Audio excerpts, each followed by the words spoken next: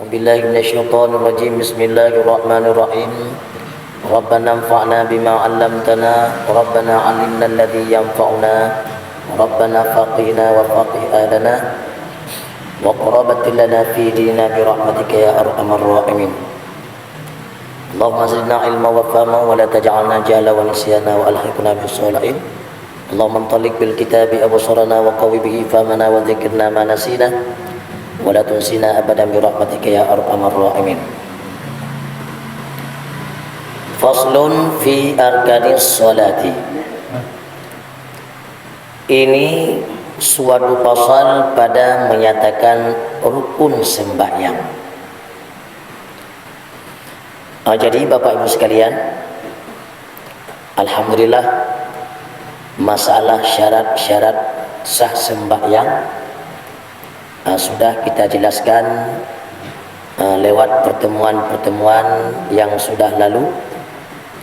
Pada malam yang berbahagia ini kita masuk dalam kupasan tentang rukun-rukun salat.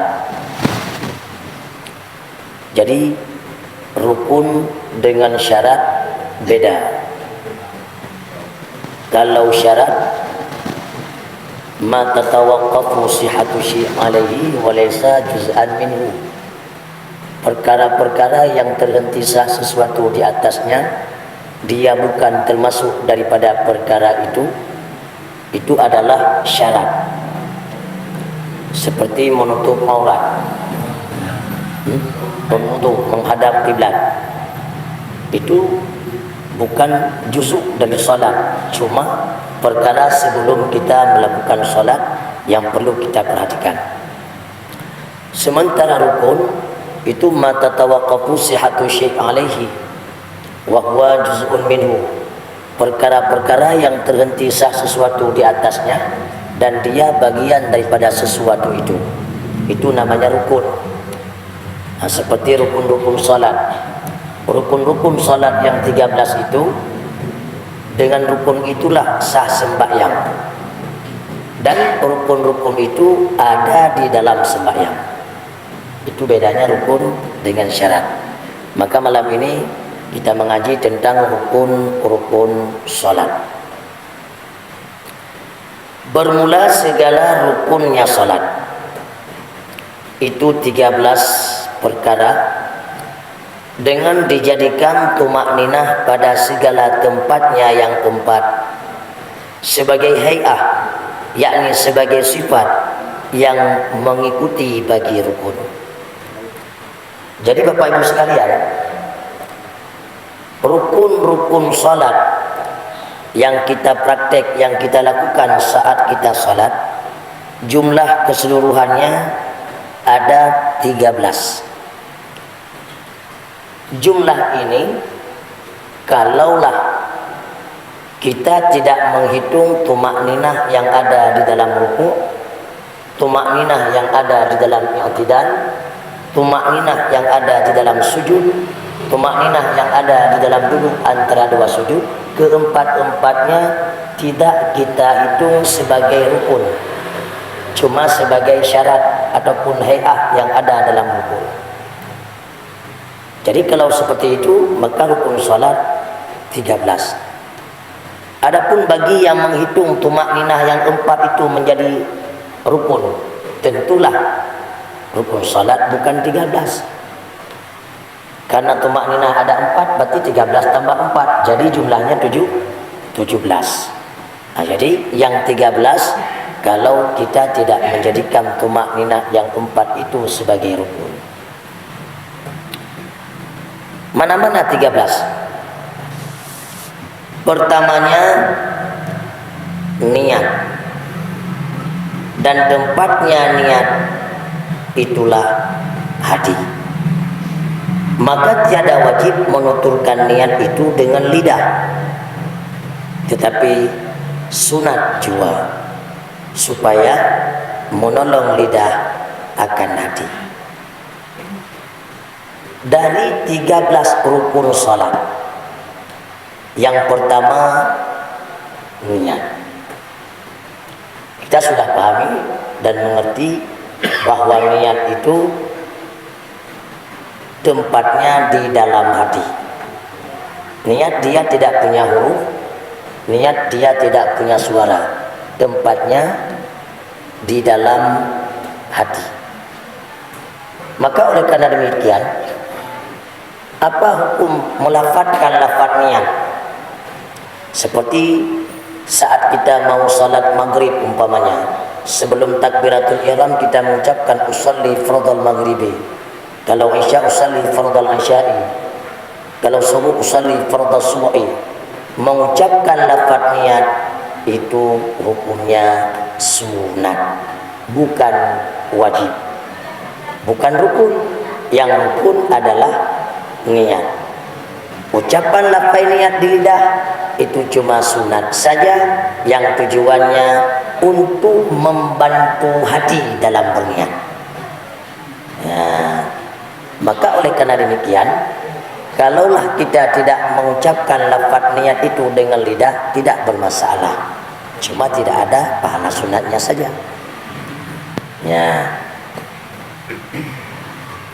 Ini mengenai dengan niat. Kemudian, maka jika sembahyang itu sembahyang fardu, niscaya wajib di dalam niat itu 3 perkara. Pertama qasad, kedua ta'arad, ketiga ta'yin. Qasad itu seperti dikatanya aku sembahyang. Ta'arad itu menyebut fardu. Ta'yin itu menentukan waktu seperti subuh, zuhur, asar dan seterusnya. Seperti niatnya, saja aku sembahyang fardu zuhur, maka memadalah. Jadi di dalam kita berniat salat, beda salat yang kita lakukan, beda pula ketentuan niatnya. Saat kita berniat salat, beda salat yang kita lakukan, berbeda pula ketentuan niatnya. Kalau yang kita lakukan itu salat fardu, salat 5 waktu, zuhur, asar, maghrib, isya, subuh, tambah satu lagi salat Jumat bagi kita laki-laki, maka di dalam niat itu mesti ada 3. Mesti ada qasad, ta'arad, ta'yin. Makna qasad, kita katakan di dalam hati kita, aku sembahyang ataupun saja aku sembahyang. Makna ta'arad, kita katakan di dalam hati kita fardu. Sementara ta'yin, kita tentukan waktu di dalam hati saat kita salat. Umpama kita salat maghrib, salat maghrib salat fardu, salat wajib, maka tatkala kita berniat, wajib ada 3 dalam niat. Contohnya, saja ku sembahyang fardu maghrib, saja ku sembahyang fardu maghrib. Aisyah, saja ku sembahyang fardu Aisyah. Kalau subuh, saja ku sembahyang fardu subuh, saja ku sembahyang fardu zuhur, saja ku sembahyang fardu asar. Cara niat yang seperti itu sudah lengkap. Di sana ada qasadnya, ada ta'aradnya, ada ta'yinnya. Maka oleh karena demikian, bila seandainya kita salat, pas waktu kita berniat, yang ada cuma qasad dengan ta'yin saja. Umpama saja ku sembahyang zuhur, saja ku sembahyang asar, saja ku sembahyang subuh, saja ku sembahyang maghrib, maka niat yang seperti demikian tidak memadah alias tidak sah niatnya. Kenapa? Sebab satu tidak ada, ta'arad. Ya, fardunya enggak ada. Saja ku sembahyang maghrib, qasad, ta'yin ada, ta'arad yang enggak ada. Makanya tidak memadainya. Karena dalam niat wajib ada 3-3-nya, qasad, ta'arat, ta'yin. Ini kalau kita melakukan salat wajib dan kita salat sendiri. Adapun kalau kita salat wajib berjamaah, nah, kalau kita salat wajib secara berjamaah, maka bagi kita yang selaku makmum di dalam niat, di samping ada qasad ta'arat ta'yin, wajib satu lagi meniat dalam hati mengikuti imam. Sahja aku sembahyang fardu maghrib mengikut imam, sahja aku sembahyang fardu isya mengikut imam, sahja aku sembahyang fardu Jumat mengikut imam karena Allah. Itu 4 yang wajib kalau kita salat berjamaah. Ya, demikian pula imam di hari Jumat. Maka siapa saja yang jadi imam di hari Jumat, karena Jumat itu salat wajib, di dalam niat wajib 4: qasad, ta'arat, ta'yin, dan niat jadi imam. Niat jadi imam. Saja aku sembahyang fardu Jumat 2 rakaat, imam karena Allah. Ya, begitu caranya. Kemudian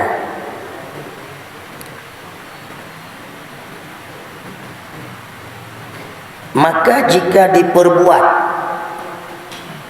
salat sunat yang berwaktu ataupun sunat yang bersebab,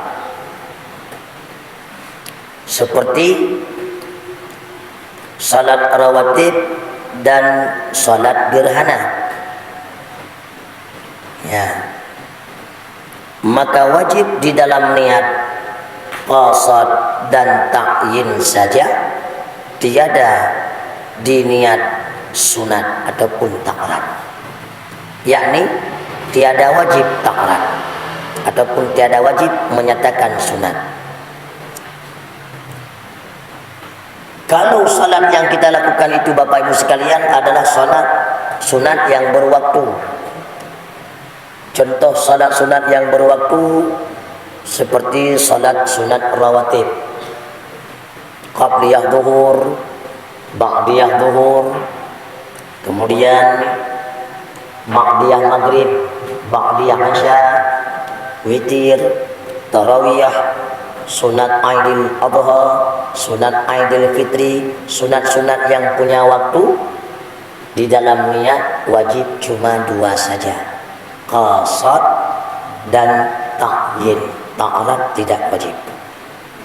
Oleh karena ta'arat tidak wajib, sah niat kalau seandainya kita yang salat meniatkan saja sembahyang tarawih, boleh, walaupun tanpa kita ucapkan sunat tarawih. Saja sembahyang duha, saja sembahyang tahajud, saja sembahyang Aidil Fitri, saja sembahyang Aidil Adha, boleh niat yang semacam itu meskipun kita tidak menyatakan dalam hati sunat. Ya, artinya sah niatnya walaupun tanpa kita menyatakan dalam hati sunat Aidil Fitri, sunat Aidil Adha, sunat tahajud, sunat tarawih. Kenapa sah? Sebab dalam salat sunat yang punya waktu, dalam niat wajib cuma 2 saja, qasad dan ta'yin. Sementara ta'arat tidak wajib. Ya. Kemudian, dan jika sembahyang yang kita lakukan itu sunat mutlak, makna sunat mutlak, sunat yang tiada punya waktu dan tiada mempunyai sebab, maka di dalam niat memada 1 jua itulah qasad saja.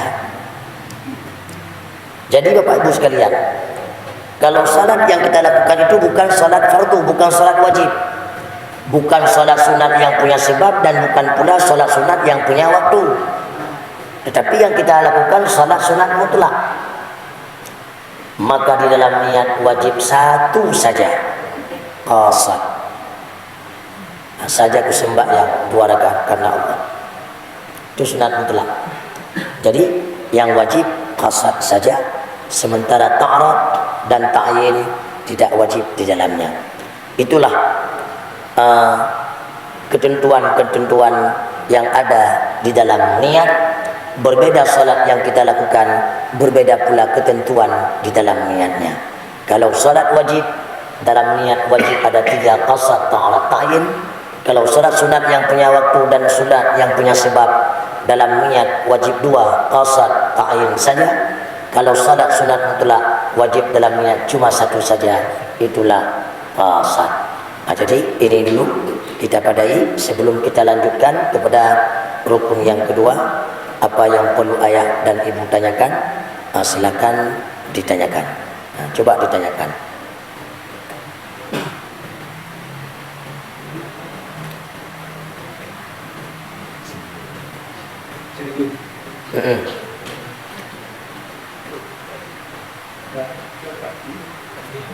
Ya.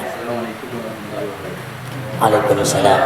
Jadi mengenai niatnya, setiap ibadah itu kita kan berniat karena Allah Ta'ala. Ya. Lillahi Ta'ala. Jadi kalau kita dengar dari hadis, hanya sengaja aku semuanya fardu, semuanya fardu zuhur. Nah itu wajib diniatkan juga. Nah, bagaimana mengenai dengan lillahi Ta'ala ini? Nah, yang kedua mengenai sholat sunat yang ada waktu dan Ada sebab. Jadi kalau kita juga mengucapkan sunatnya, bagaimana hukumnya? Ya.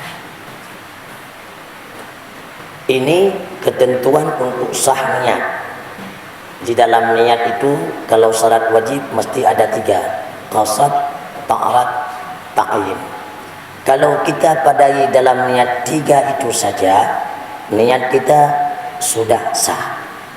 Meskipun kita tidak menyatakan di dalam hati rakaatnya, menghadap kiblatnya, lillahi ta'alanya. Artinya kita padai 3 saja sudah sah.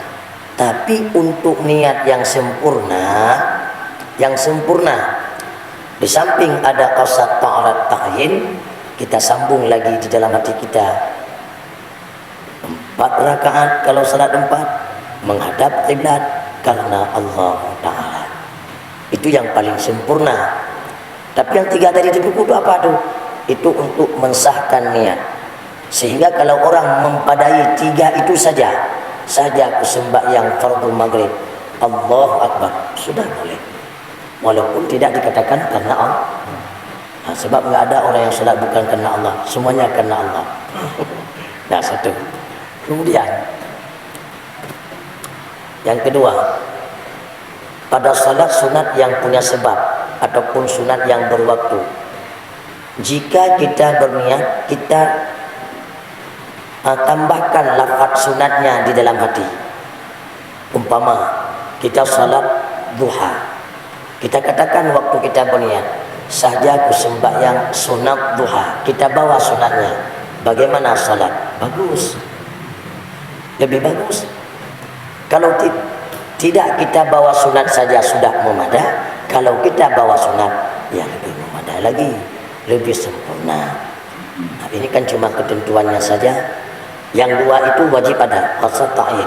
Kalau dalam sunat kita tambah lagi sunat menghadap kiblat lagi karena Allah Ta'ala, itu lebih sempurna. Nah, lebih sempurna. Ada lagi?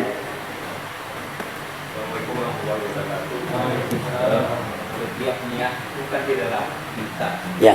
Termasuk kemarin itu pernah berjelaskan bahwasanya niat salat itu dibarengi dengan kaki lisan yang mengucapkan Allahu Akbar, niat di dalam. Ya. Cuma kami masyarakat awam ini masih niat itu dilafazkan dengan lisan. Lisan lidah ini yang berbicara bukan hati. Itu gimana Pak? Itu. Kami orang awam kebiasaan masih mengucapkan dengan lisan. Jadi sebelum salat maghrib, sebelum takbirnya kita ucapkan dulu sholli fardal maghribi salasa rakaatin mustaqbilal qiblati, ada alillahi ta'ala Allahu Akbar. Itu bagaimana? Contoh yang barusan kita praktek itu bukan niat. Contoh yang barusan kita praktek Bu, itu bukan niat. Itu lafaz niat. Niat dia la hurufa, dia tidak punya huruf. Wala sauta, dia tidak punya suara. Mahalluhu fi qalbi, tempat niat itu di dalam hati. Maka coba perhatikan ke mulut saya. Saya umpamanya mau salat Aisyah, umpama. Sebelum takbir saya ucapkan usalli fardal Aisya'i arba'a rak'atin mustaqbilal qiblati ada'an lillahi ta'ala Allahu Akbar. Pertanyaan saya, ketika saya katakan tadi usalli fardal Aisya'i, ada suara tidak? Bu, ada? Ada huruf? Di mana keluarnya? Di mulut, bukan niat. Ulang lagi, coba dengar ya. Ini saya mau salat Aisyah. Sebelum saya takbiratul ihram, saya ucapkan dulu usolli fardal Aisyah. Ada suara? Ada. Ada huruf? Dari mana keluarnya? Dari mulut, bukan niat. Sebab niat dia tidak punya huruf, dia tidak punya suara, tempatnya di hati. Sementara tadi tempatnya di mulut. Jadi itu bukan niat. Ya. Jadi bagaimana kalau salat seperti itu? Kalau kita yakini itu sebagai niat, keliru. Karena itu bukan niat. Yang kita ucapkan sebelum takbir, usalli fardal Isya'i, usalli fardal maghribi, usalli fardal tuhri, itu lafaz niat, bukan niat. Maka kalaulah kita padai salat kita dengan lafaz tadi sebelum takbir, tanpa kita niatkan dalam hati dalam takbir, dalam mazhab Syafi'i tidak sah salat. Karena tidak ada niatnya, Bang. Ya. Terus apa hukumnya melafazkan lafaz niat sebelum takbir? Seperti penjelasan di awal tadi, sunat. Memang sunat kita ucapkan itu sebelum kita takbir. Sebelum takbir, sunat kita ucapkan usalli fardal Isya'i kalau salat Isya', usalli fardal maghribi kalau salat maghrib. Tujuannya untuk apa? Dengan kita ucapkan lafaz niat di lidah, di mulut, akan membantu kita dalam berniat di hati. Untuk membantu hati berniat. Makanya hukum mengucapkan itu sunat. Yang intinya bukan niat, cuma lafaz niat. Nah, benar Bang. Yang niat mana? Kalau mazhab Syafi'i tetap niatnya dalam takbir. Ketika mulut kita mengucapkan Allahu Akbar, mulut mengucapkan Allahu Akbar, hati di dalam ada niat, ada qasad, ada ta'arad, ada ta'yin. Contohnya saja sembahyang fardu Isya', 4 rakaat karena Allah, niat yang sempurna. Jadi di hati mainnya, bukan di mulut. Mulut mengucapkan Allahu Akbar. Kira-kira paham? Kau mak paham? Ya.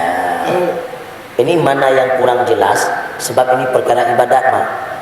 Perkara salat. Walaupun berulang-ulang boleh, nggak apa-apa. Asalkan kita paham, kita mengerti. Ini yang penting.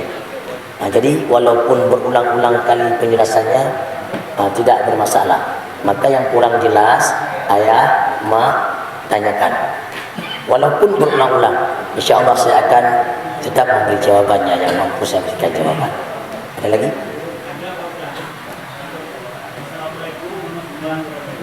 Sedang. Jadi kami yang bertanya ini masalah ini menjadi suatu masalah. Sehingga waktu kami berkomunikasi dengan Allah, hanya kadang-kadang pasalnya saja, yang itu yang bukan rasa begini penuh.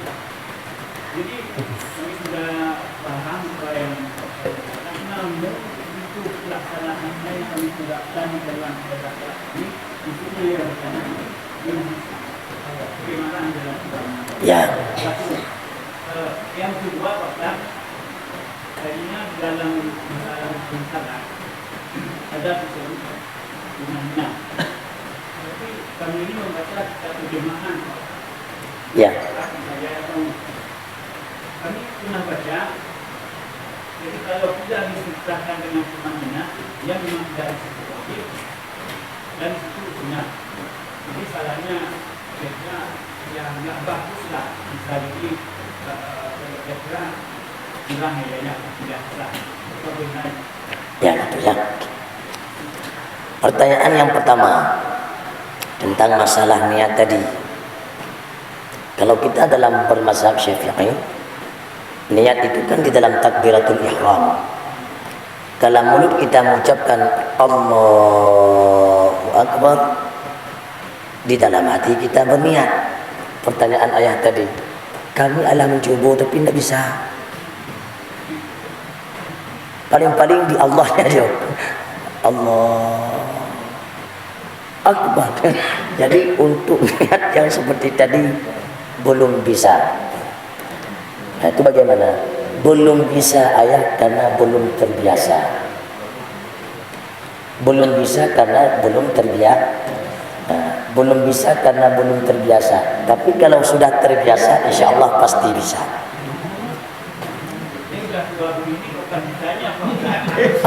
Gini, masalah faktor umurnya kita sudah tua tapi sampai detik ini kita belum bisa. Kita tetap berusaha. Dengan kita usaha, Allah tahu kok hambaku ini sudah dia coba, hambaku ini sudah berusaha dia untuk beramal dengan ilmu yang dia ketahui, tapi belum bisa. Yang penting kita usaha dulu. Jangan sampai nak bisa, nak jadi lagi, ya itu yang jadi masalah. Itu yang tak boleh. Jadi tetap kita praktek semampu kita, biasakan. Dengan kita biasa, insya Allah jadi bisa. Kenapa tidak bisa? Karena tidak terbiasa. Kalau sudah terbiasa, insya Allah pasti bisa. Satu. Yang kedua tentang pertanyaan tadi masalah tumak nina. Tentang tumak nina. Tumak nina itu ada yang menyatakan dia rukun asli. Ada yang mengatakan dia bukan rukun, tetapi cuma syarat yang ada di dalam rukun. Artinya sempurna rukun itu dengan adanya tumak nina. Karena tumak nina itu ada 4 tempat. Pertama di dalam rukun. Yang kedua di dalam i'tidal. Yang ketiga di dalam sujud. Yang keempat di dalam duduk antara dua sujud. 4 tempat itu, keempat-tempatnya ada tumak ninah. Tumak ninah itu ada sebagian ulama menyatakan itu rukun yang asing, rukun dalam salat. Sehingga bagi ulama ini rukun salat baginya bukan 13, malahan sudah jadi 17. 13 tambah 4 jadi 17. Sebagian ulama yang lain termasuk di sini Imam Nawawi, beliau berpendapat bahwa tumak ninah di dalam 4 tempat tadi itu bukan rukun, bukan rukun salat, tetapi syarat di dalam rukun itu. Untuk sah i'tidal ada tumak ninah, untuk sah rukun ada tumak ninah, untuk sah sujud ada tumak ninah, untuk sah duduk antara dua sujud ada tumak ninah. Jadi pendapat yang kedua ini bagi mereka termasuk Imam Nawawi, rukun salat jumlahnya 13. Jadi yang menyatakan sunat untuk hari ini setahu saya ayah, kalau dalam mazhab Syafi'i ya enggak ada. Tapi kalau di luar konteks mazhab Syafi'i saya tidak tahu. Tapi kalau dalam mazhab Syafi'i, tumak ninah yang ada pendapatnya, satu pendapat mengatakan rukun, ada juga yang mengatakan itu cuma syarat dalam rukun. Tapi kebanyakannya banyak yang menyatakan syarat dalam hukum sehingga rukun salat kita berjumlah 13. Itu aja. Kaum mak ada. Kaum mak kalau mau dah. Sedikit Ya. ini misalnya masalahnya tadi ini dalam kita berjamaah. Mungkin kita pertama berjamaah langsung imam dengan Allahu Akbar. Kita sudah tahu kalau Allah Akbar pertama karena di situ berisi niat kan lama. Biasanya kalau imam Allahu Akbar. Jadi kalau hanya Allahu Akbar, jadi kita kan sudah ragu.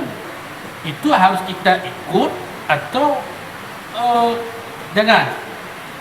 Waktu takbir pertama, kalau takbir yang lain memang nggak ada niat. Ini yang pertama tadi. Waktu dia jadi imam, Allahu Akbar. Cepat kali. Jadi kalau masukkan niat tadi seperti bilang bapak tadi, lambat kali. Lambat masuknya kan. Mungkin karena faktor tadi kan. Jadi ini cepat. Jadi kita dah ragu. Begitu kita dengarkan Allahu Akbar, ini lain ini. Apa kita makmum ini kita ikut atau kita para Seperti itu. Apabila seandainya kita melihat seorang imam pas takbiratul ihramnya jadi agak cepat. Umpamanya gini. Allahu Akbar umpama. Jadi enggak Allahu Akbar. Nah, itu bagaimana? Saat itu kita jangan memponis dulu orang itu tidak berniat. Alangkah lebih baiknya nanti setelah salat kita tanya kalau berani. berarti harus kita ikut lanjut. Ya, dah ini ada satu lagi. Terus tadi Ustaz saya ragu. Kalau ragu mundur, jangan ikut. Sebab gini, dalam perkara mengikuti imam tidak sah kita mengikuti imam dengan orang yang kita ragu sah salatnya. Tidak sah kita mengikuti imam dengan imam yang kita sendiri ragu sah salatnya. Apalagi yang kita yakini. Ya, jadi ragu-ragu kaku teh. Bayang kalau teh. Jangan begitu. Bayang kalau. Tapi alangkah lebih baiknya jangan sampai kita ragu setiap waktu. Selesai salat nanti kita tanya, ada tidak niat tadi? Kalau berani. Ayo kita tanya kan kamu dia. Ya, jadi tetap taksimban ya. Ya, ada lagi? Kau mah ada pertanyaan? Yang pakai tulisan juga boleh. Kalau ada.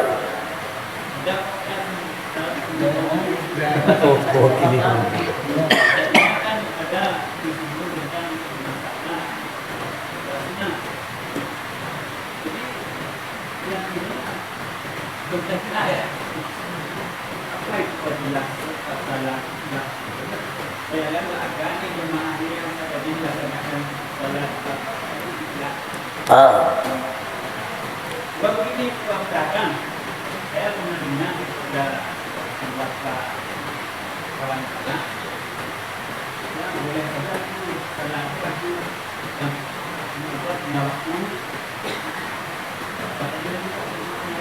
yang punya sebab.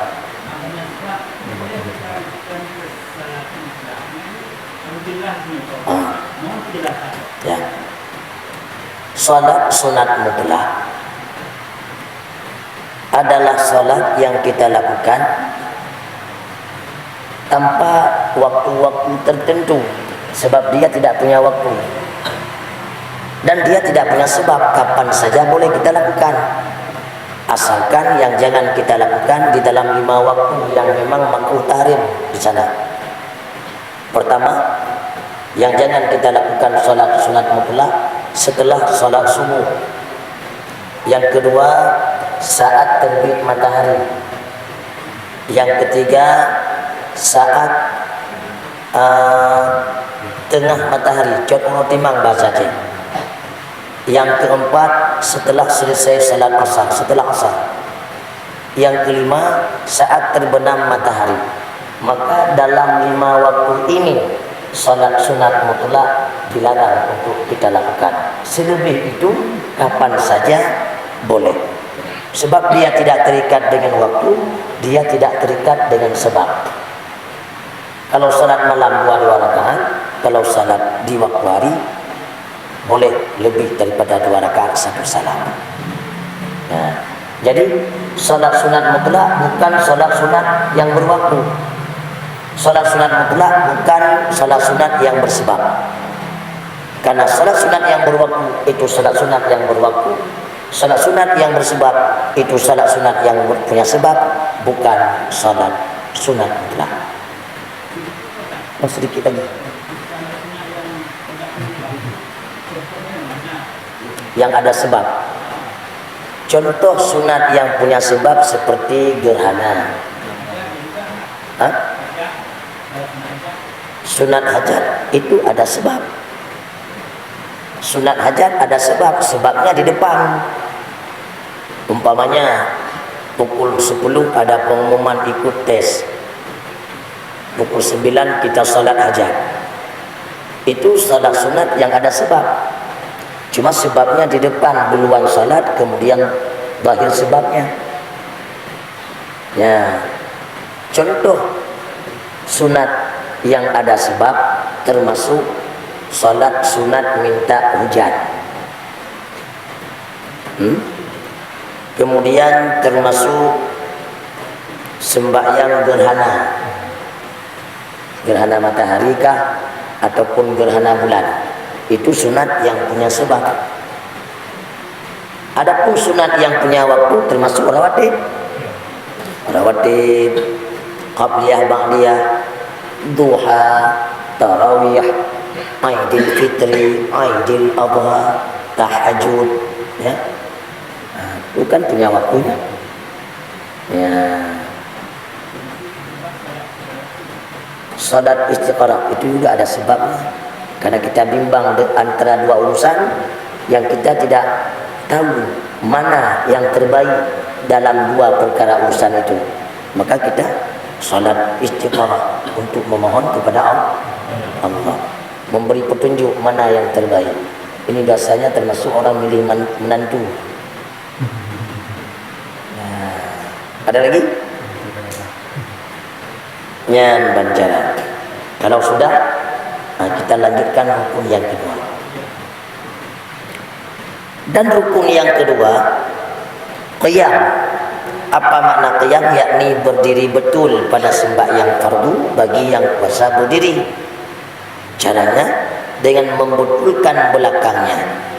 Dan jika dengan bersandar kepada suatu umpama dinding sekalipun. Maka jika berdiri ia padahal bungkuk ia dengan bakwa, jadi ia bagi rukun itu terlebih hampir dengan sekira-kira tiada dinamakan berdiri, niscaya tiada sah. Rukun yang kedua, rukun salat berdiri. Berdiri betul. Maksud dengan berdiri betul, saat kita berdiri bagi orang yang normal yang tak sakit, jadi berdiri tegak. Kepala, punggung serta kaki tegak, tidak bungkuk. Ya, tidak bungkuk. Walaupun waktu berdiri sambil bersandar, boleh apa-apa. Oleh karena demikian, kalau ada orang salat dia sehat, tapi pas waktu berdirinya tanpa satu alasan sakit, dia bungkukkan posisi berdirinya, ukuran bungkuknya itu hampir menyerupai dengan posisi rukuk. Orangnya sehat, tapi waktu berdiri salat dia bungkukkan badannya hampir serupa dengan orang rukuk. Maka berdiri yang semacam itu tidak sah salat. Kecuali posisinya memang orang itu sudah tua, faktor usia hingga membuat beliau bungkuk. Waktu jalan beliau memang bungkuk, berdiri pun beliau memang seperti itu bungkuk. Maka salatlah seperti bungkuk itu, bungkuk itulah yang jadi berdirinya. Untuk rukuknya nanti bungkuk itu ditekan sedikit untuk membedakan berdiri dengan rukuknya. Ya. Dan ini khusus kewajiban wajib berdiri pada salat fardu, salat wajib. Ya. Adapun bagi salat sunat, meskipun kita sanggup untuk berdiri, boleh kita salat sambil duduk. Kita sakit tidak berdiri sanggup, kita lakukan salat sunat, boleh salat sunat sambil duduk. Cuma bedanya pahala yang kita dapatkan agak beda dengan salat sambil berdiri. Orang salat sunat yang mampu berdiri, dia salat sunat sambil duduk, pahalanya setengah salat berdiri. Itu aja yang beda. Kemudian, maka jika lemah ia daripada berdiri betul dan jadi ia seperti orang rukuk dengan sebab Tuhannya atau lainnya, wajiblah ia berdiri seperti itu karena hampirnya daripada berdiri betul, dan wajib ditambahkan bungkuknya bagi rukuknya. Kalau seseorang itu memang sudah bungkuk, faktor sakit ataupun faktor usia karena terlalu tua jadi bungkuk, maka salatlah dia seperti bungkuk itu ketika dia berdiri. Bungkuk itulah jadi berdirinya. Sementara dikala sampai waktu rukuknya, wajib dia tunduk sedikit lagi untuk membedakan antara berdiri dengan rukuk. Maka jika lemah ia daripada berdiri, duduk ia betapa sekehendaknya, dan duduk iftirash itu terlebih afdal daripada duduk tawaruk dan umpamanya. Kalaulah seseorang itu tidak sanggup berdiri, maka saat dia salat wajib, salat fardu, boleh baginya salat sambil duduk. Dan duduk itu boleh duduk yang bagaimana saja boleh, tapi yang lebih afdal, yang lebih bagus, salat orang duduk itu duduk iftirash, seperti duduk orang tahiyat awal. Jangan duduk tawaruk. Nah, jadi beda duduk iftirash seperti ini. Coba lihat kepada saya. Nah, ini duduk iftirash namanya. Duduk tasyahud awal. Ini duduk iftirash. Duduk tawaruk, duduk tahiyat akhir, nah, duduk seperti ini. Nah, ini duduk tawaruk. Maka orang yang salat sambil duduk, alangkah lebih baik duduk iftirash ketimbang dengan duduk tawaruk. Ya. Maka jika lemah ia daripada duduk, sembahyanglah ia sambil berbaring. Dan jika lemah ia daripada berbaring, sembahyanglah ia dengan menelentang sambil ditinggikan kepalanya dengan umpama bantal supaya berhadap ke kiblat. Melainkan jika ada ia di dalam Ka'bah, padahal Ka'bah itu beratap, dan isyarat ia dengan kepalanya bagi rukuk dan sujudnya. Kalaulah orang itu berdiri tidak sanggup, duduk pun tidak sanggup, maka berbaring lewat lambung kanan, posisi seperti posisi jenazah dalam kuburan. Kalau tidak sanggup berbaring, salat saja secara terlentang dengan catatan kepala agak ditinggikan. Kita pakai di bawah kepala umpama bantal supaya posisi menghadap kiblat. Untuk rukuk, sujud, isyarat saja pakai mata. Maka jika lemah ia daripada demikian pula, wajib dilakukan segala perbuatan salat atas hatinya dengan bahwa diumpamakan dirinya berdiri dan membaca dan rukuk dan lainnya. Nah, jadi kalaupun tidak sanggup, terlentang tak sanggup, syarat isyarat pun tak sanggup, jadi salat pakai hati. Artinya hatinya dibayang berdiri, hatinya dia rukuk, dia sujud, hatinya saja. Kalau itu pun tak sanggup, buat pengumuman jadi kuburan. Mana cara itu? Jadi itulah tentang rukun yang kedua, masalah berdiri. Jadi sebelum kita memasuki ke dalam rukun yang ketiga, Apa pertanyaan yang perlu ditanyakan kembali? Silakan ayah dan ibu tanyakan. Ya. Ini misalnya kita itu kalau berdiri tidak memang bisa. Apa tuh? Kalau berdiri juga bisa, tapi tidak bisa. Kalau kita berdiri dulu, apa itu sebelum itu kita berdiri itu memang punya arti.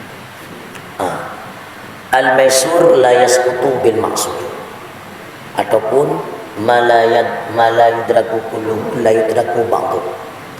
Kalau keseluruhannya memang agak sulit untuk diperdapatkan, maka sebahagian jangan ditinggalkan. Artinya, kalau kita sanggup berdiri dalam salat maghrib umpamanya, 2 rakaat kita sanggup berdiri, rakaat ketiga kita tidak sanggup lagi, maka 2 rakaat itu wajib berdiri. Rakaat yang seterusnya boleh duduk. Artinya jangan duduk dulu kalau masih sanggup berdiri walaupun sebentar. Umpama gini, setelah takbiratul ihram untuk baca Fatihah sanggup berdiri. Setelah selesai baca Fatihah anda sanggup lagi dah goyang-goyang. Kalau enggak duduk batal salat umpamanya, maka boleh duduk. Nah, jadi jangan nanti dikit-dikit duduk. Ya, enggak boleh. Jadi selagi mampu berdiri, berdiri dulu. Ya, usahakan berdiri dulu, jangan duduk. Ya. Ya, salah. Rukun yang kedua adalah berdiri betul. Ya. Kan berdiri maksudnya berdiri betul kan.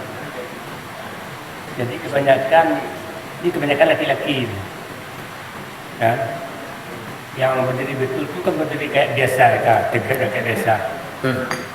Jadi kadang-kadang kalau kita tengok tu sapu tenggang, kalau rapatkan sap, ikan kaki di perenggang, di kuat lagi.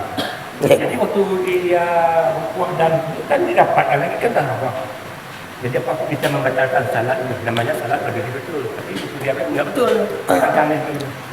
Jadi berdiri betul, jarak antara tumit kanan dengan tumit kaki kiri jaraknya sejengkal pertengahan, mu'tadil. Maka kalau jengkal saya dari itibar sebab saya orang kecil. Nah, jadi jengkal yang orang pertengahan, bukan kecil kali, bukan besar kali, yang sedang-sedang saja, pertengahan. Nah, jadi itulah berdiri betul. Jadi kalau sudah mengakam, itu bukan berdiri betul lagi. Kalau ini kayak paham itu. Nah, jadi bukan berdiri betul.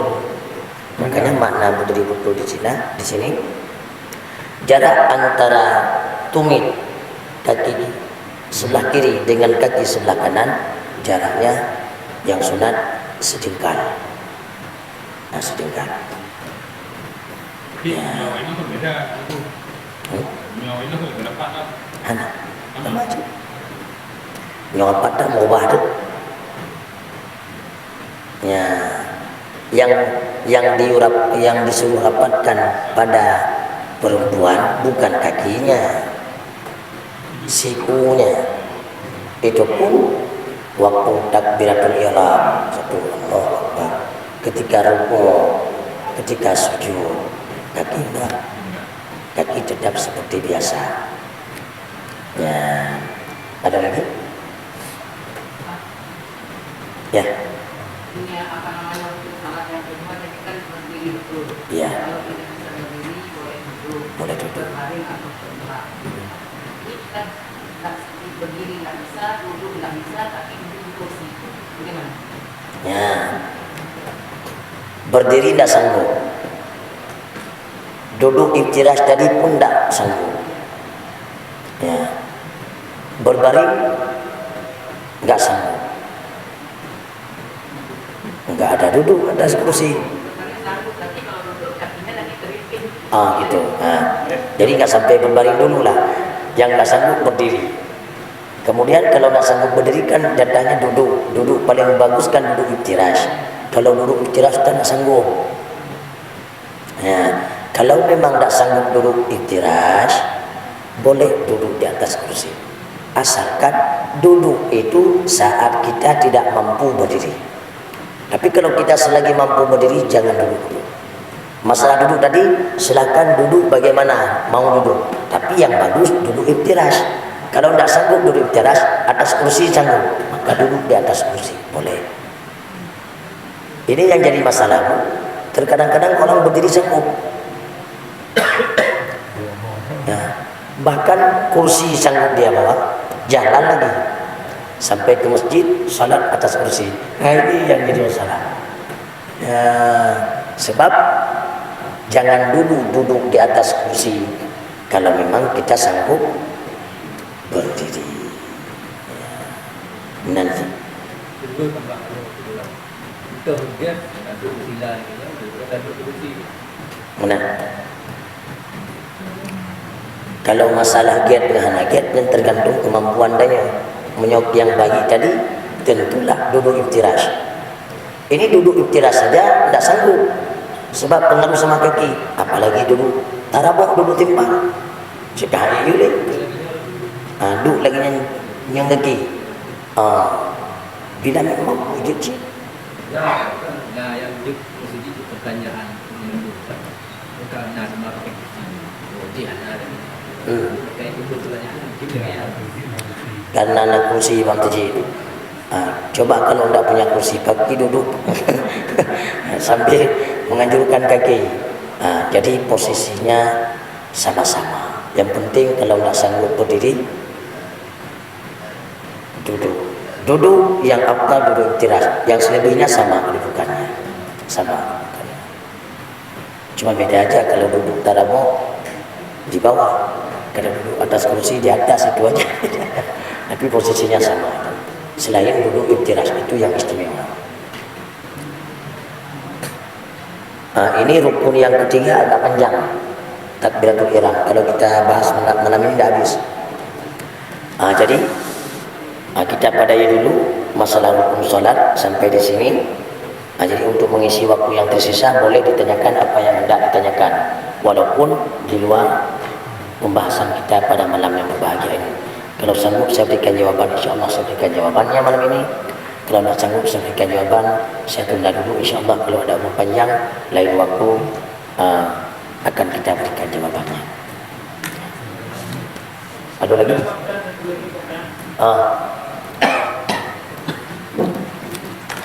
Apa tu?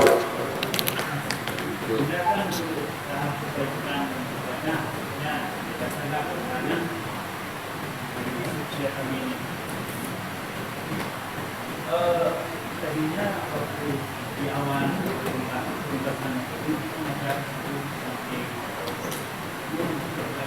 nah, mungkin ini kami sudah melakukannya, tapi kami tidak tahu. Kan ada itu dalam ada sunat apa?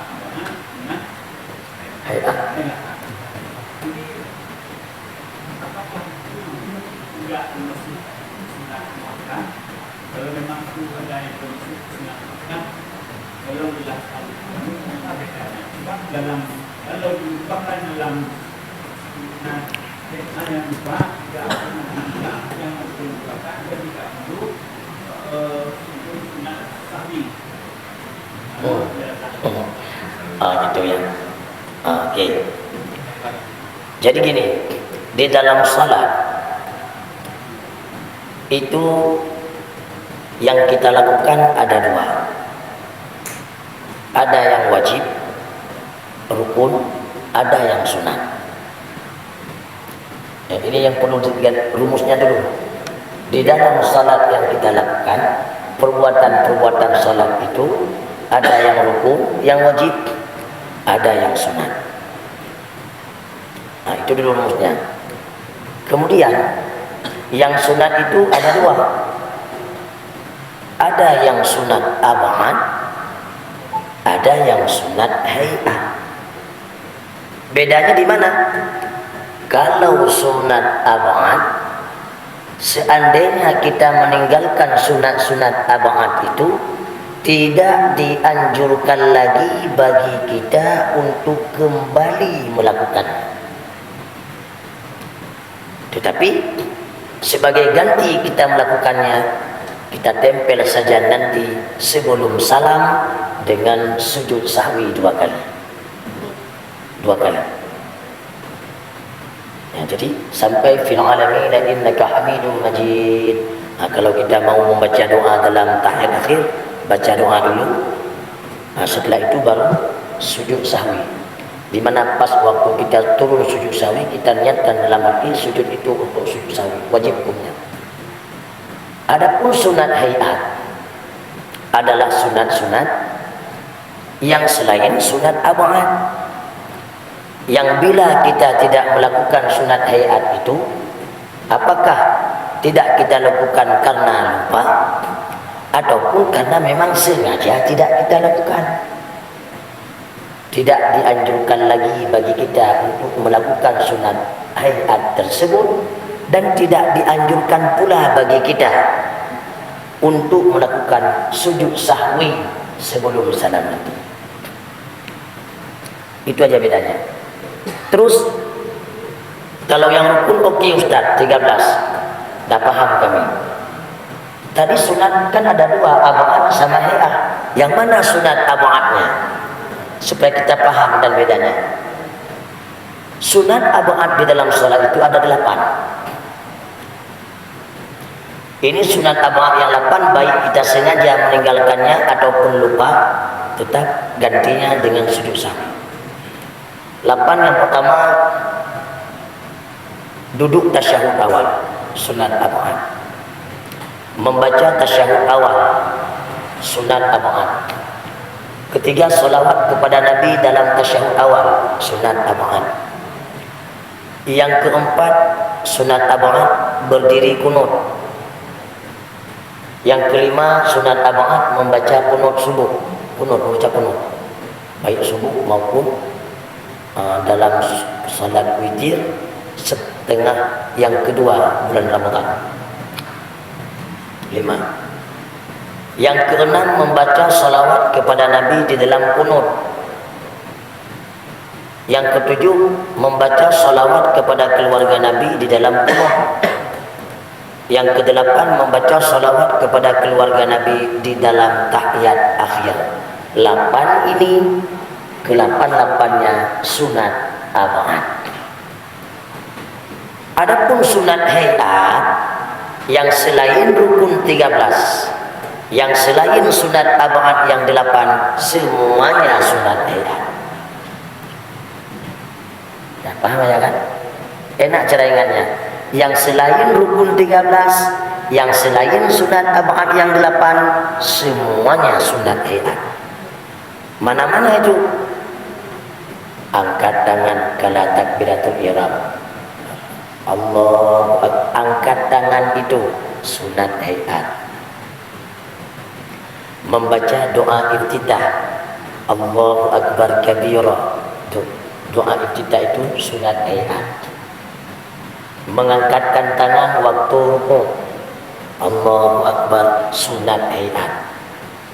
Mengangkat tangan kala i'tidal, sami Allahu liman hamidah, angkat tangan itu sunat hayat. Membaca tasbih 3 kali di dalam rukuk, subhana rabbiyal azim wa bihamdi, sunat hayat. Baca surat setelah Fatihah. Surat apa saja setelah Fatihah?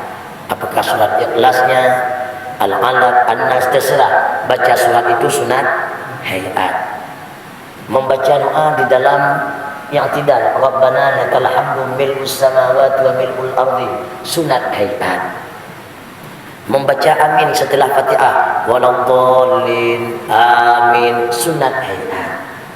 Membaca a'udzubillah tatkala kita mau membaca Fatihah, sunat hayat.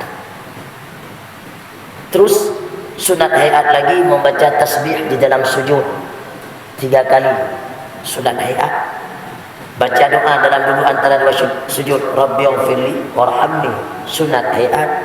Sampai kepada duduk iftirash dan duduk tawarruk. Posisi duduk iftirash dan duduk tawarruk itu pun sunat hayat. Ya, itu sunat hayat semua. Kira-kira paham ya? Ada lagi?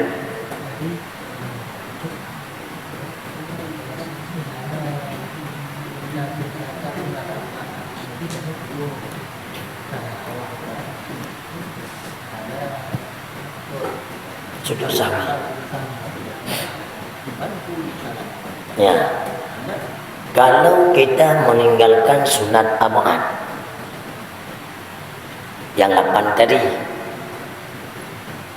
tinggalnya lupa ataupun sengaja sama, bagaimana salat kita?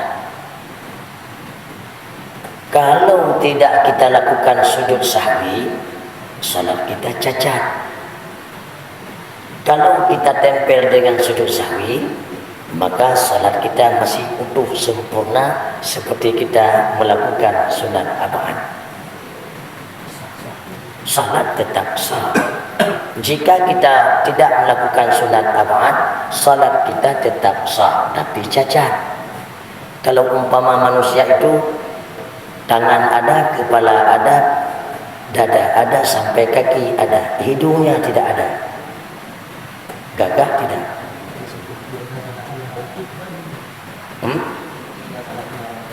Sunat rawatib itu bukan untuk menutupi salat fardu.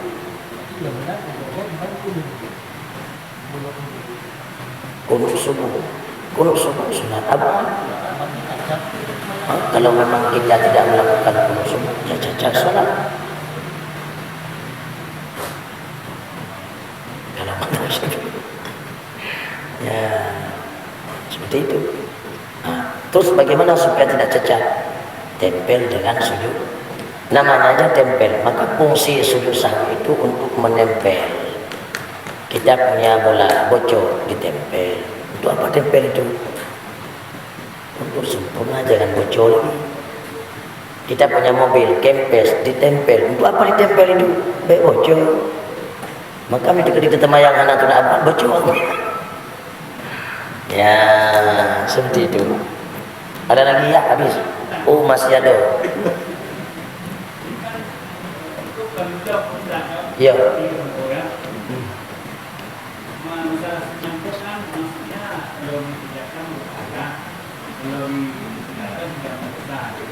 Bagaimana yang sunat dalam masalah itu tidak kita kerjakan? Aku terus saja tindakannya sunat, untuk sahwi sudah menyediakan. Yang namanya sunat, mayusabu ala fi'li wa la yu'aqabu ala tarki. Diberi pahala kalau kita melakukannya dan tidak disiksa kalau kita meninggalkannya. Terus bagaimana kalau sunat-sunat dalam sunat itu tidak kita lakukan, Ustaz? Bagaimana itu? Salat tetap sah, tapi tidak sempurna. Ya. Jadi bedanya apa? Pahalanya kurang. Nah, kalau kita dagang biasanya walaupun yang 1.000 perak kita cari labanya, ya. Tapi kalau kita ibadah, kenapa yang 1.000 tidak cari labanya? Nah, itu perbandingannya. Ya alhamdulillah untuk malam ini kita pada ini dulu. Oh ada lagi. Ini masalah berdiri tadi. Ini khusus bagi laki-laki. Ya. Biasanya kita kan pakai pakaian. Mungkin ada yang pakai kain sembahyang, ada yang pakai celana. Yang lebih bagusnya apa tertutup sampai mata kaki atau sedikit di bawah lutut. Karena biasa kita nengok sekarang udah pakai celana sedikit aja di bawah lutut. Nah, jadi yang lebih bagusnya gimana? Kalau pakai kain itu juga. Beda dengan perempuan. Kalau perempuan dah tertutup semuanya. Ini khusus lelaki ini. Sekian. Dalam salat itu yang wajib menutupi aurat. Untuk laki-laki menutupi auratnya dengan menutupi lutut, artinya pakaian kita di bawah lutut, itu sudah tertutup aurat. Enggak apa-apa. Dah sah salat. Terus kalau kita pakai celana ya sampai ke ujung sampai ke tumit umpamanya boleh, nggak apa-apa ya, nggak apa-apa juga. Nah, terus kan isbal itu ya, isbal itu kan mendatangkan kesombongan, itu belum tentu. Makanya kalau dulu memang untuk dibedakan, tapi kalau hari ini orang memang sudah pakai seperti itu semua, yang kain seperti itu. Artinya kalau dulu isbal itu memang tanda kesombongan, tapi kalau untuk hari ini karena memang sudah ghalib seperti itu, tidak lagi isbal itu sebuah tanda kesombongan. kesombongan. Sama seperti dasi juga. Maksud kami Kalau gini- dulu, hah? maksud kami ini dulu lah. Mana lebih bagus? Mana yang lebih bagus? Karena kan ada sedikit di bawah lutut. Nah, pakai celana cuma sedikit di bawah lutut. Daripada dipakai sampai ke bawah. Karena terus terang, sekiranya dia jadi imam sedikit di bawah lutut, lucu kali nampaknya. Kami sebagai makmum, di mana lah imam itu? Terasa kadang boleh terus terang sudah. Hanya tinggal ke apa lebih bagus dari itu, walaupun itu sah, kan ada yang lebih bagusnya. Meskian Memang rumit. Jadi sudah berdiri jadi. kalau menurut saya dua-duanya bagus. Ya, bagi yang makmum memang seperti itu bagus. Yang sampai itu maksudnya. Tapi kalau makmum yang memang agak alergi dengan dengan nampak betis ataupun bulu-bulu di betis lebih bagus. Atau betul. Artinya dua-duanya bagus. Itu kedua, dalam berdiri betul ulama menunjukkan bahwasanya pandangan yang ada juga. Ya. Cuma kami pribadi nih lebih khusyuk, lebih fokus kalau seandainya memegangkan mata. Apakah boleh memegangkan mata dalam hal yang kedua? Yo, di luar campur ulama pribadi sih. Kadang-kadang bisa kami salah, kebetulan ada yang gigit. Mangan untuk tidak menyambutnya mati. Apakah darah nyamuk itu termasuk penyakit dan bisa membatalkan salat? Terima kasih. Dalam salat, kalau kita berdiri, sunat kita melihat ke tempat sujud. Dengan seperti itu akan menghasilkan khusyuk di dalam salat. Terus, terkadang-kadang kita itu waktu salat ada yang hasil khusyuknya dengan pejam mata. Kalau dia buka mata, walaupun dilihat ke tempat sujud, hatinya kemana-mana, tidak khusyuk. Maka bagi orang yang seperti itu lebih bagus baginya pejam mata. Kalau memang hasil khusyuk dengan pejam mata, ya, asal khusyuk. Mana yang menghasilkan khusyuk itulah yang dia lakukan. Kemudian pas waktu kita sholat, digigitnya kita pukul jamu itu hingga mati melekat tubuhnya di badan kita. Kalau mati melekat di tangan kita ada darahnya, bakal sholat kita. Sebab sudah dihitung kita orang yang menanggung najis. Mana najis? Bangkai. Nyamuk mati jadi bangkai najis. Ya. Terus bagaimana juga solusinya waktu digigit sama nyamuk? Jangan dipukul. Bagaimana juga? Di paruh saja. Dicukai dikit lah bang. Ada pun dicukai tadi. Di paruh saja. Ya, wallahu a'lam bishawab. Jadi alhamdulillah untuk malam ini kita pada ini dulu. InsyaAllah di waktu kita akan sambung kembali.